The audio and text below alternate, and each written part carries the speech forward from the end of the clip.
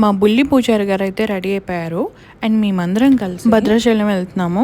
మాది కొత్తగూడెం కాబట్టి మాకు భద్రాచలం హార్డ్లీ ఒక 1 hour డ్రైవ్ అంతే ఇక్కడ నుండి. అందుకని వచ్చినప్పుడల్లా ఖచ్చితంగా వెళ్తాను నేనైతే దర్శనానికి. ఇన్ని సంవత్సరాల నుంచి రాములవారి గుడికి వెళ్తున్నా కానీ ఏ రోజు ఎప్పుడు నేను ఆల్మోస్ట్ ఎవ్రీ ఇయర్ ఒక 2-3 times వెళ్తాను.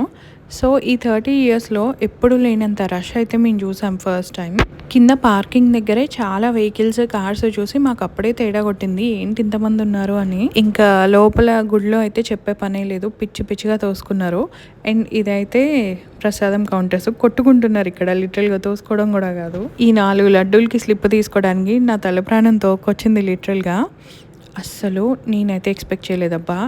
ఈ ఎక్స్పీరియన్స్ మొత్తం ఒక ఫుల్ వీడియో చేశాను అండ్ కొంచెం భద్రాచలం గురించి ఇన్ఫర్మేషన్ కూడా ఇచ్చాను. మీకు టైం ఉండి ఇంట్రెస్ట్ ఉంటే డెఫినెట్గా వీడియో చూడండి, కింద లింక్ ఇస్తాను. సరే మరి బాయ్.